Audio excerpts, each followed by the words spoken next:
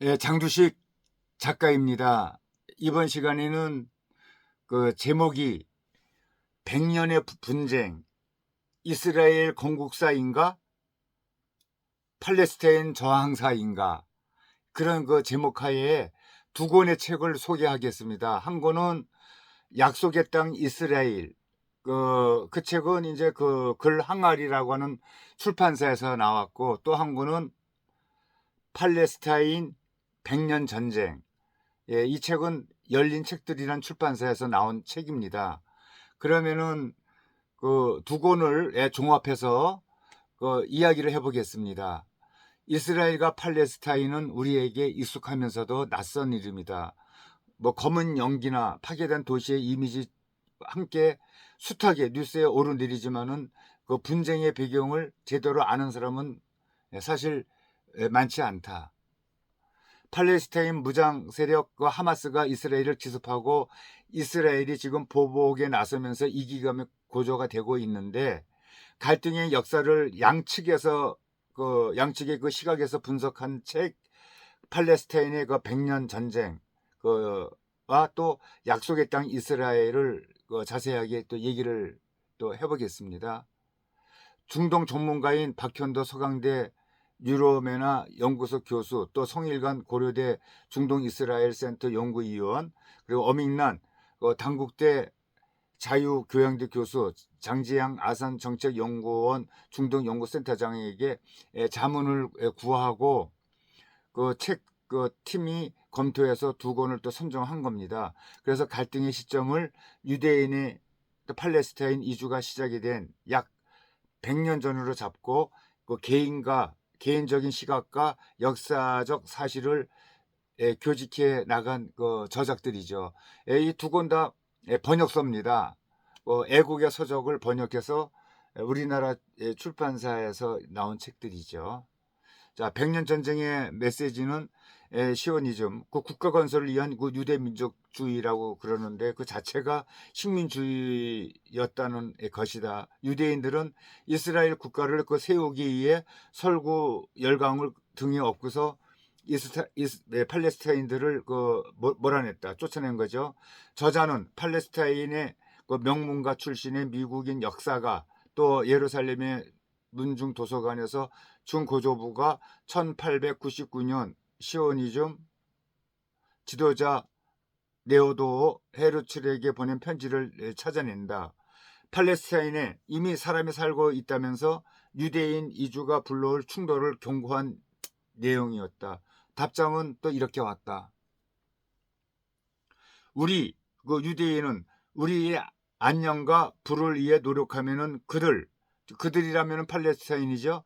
팔레스타인과의 그 안녕과 재산도 또 늘어날 것입니다. 저자는 이 주장이 시대와 장소를 막론한 식민주의자들의 금과 옥저라고 이렇게 비판을 했습니다. 오늘날까지 100년에 걸친 그 역사의 식민주의적 성격을 보여주는 그 6장면을 집중 분석한다. 예컨대 영국은 1917년 벨푸어 선언을 통해서 유대 국가 건설을 지지했고, 삶의 터전을 잃은 팔레스타인들이 1936년 버린 그 봉기와 파업을 무력으로 또 진압을 했다. 1948년 결국 이스라엘이 건국, 또 중동 전쟁의 전개가 시작이 되고, 인티파다, 그 팔레스타인 운동 기구로 이어지는 분석을 따라가다 보면 팔레스타인 저항사의 큰 줄기가 그려진다. 약속의 땅도 이스라엘 언론인의 저자의 중조부가 1897년 팔레스타인을 그 여행한 이야기로 또 시작이 된다. 영국의 부유한 시오니스트였던 그 중조부는 이후 그것에 정착을 했다. 유럽에서는 반유대주의가 부상하고 있었다. 시오니즘의 본질은 유대 민족의 구원이었다. 유럽의 아까 맞서는 데는 유럽의 부와 또 과학, 제국주의를 이용하자는 그 사상이었다. 그 알리아, 또 흩어진 유대인이 이스라엘 땅으로 돌아가는 것 같고 알리아라고 얘기하고 있죠. 알리아라는 그 표현에서는 팔레스타인 이주를 침입이 아니라 역사적 차원의 그 기항으로 보는 시각이 또 드러난다. 1930년대 그 중반까지 시오니즘은 순수한 그 민족 운동에 가까웠다. 그 유대인 공동체에는 아랍 인구를 이전할 영향력이 없었다. 그러나 1936년 팔레스타인 그 봉기 때 파견된 영국 조사단이 아랍인의 이주를 해법으로 제시하면서 배타성이 강화됐다. 아랍과 대치하던 이스라엘이 새로운 내적 위험에 직면했다는 지적에 주목할 만하다.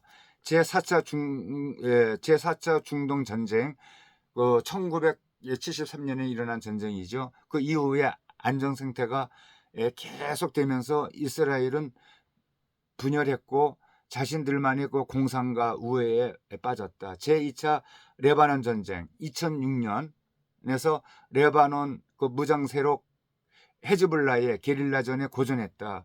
국가 역사상 처음으로 적을 물리칠 수 없었다. 그 헤즈볼라 그 게릴라들의 그 이력이 대단합니다.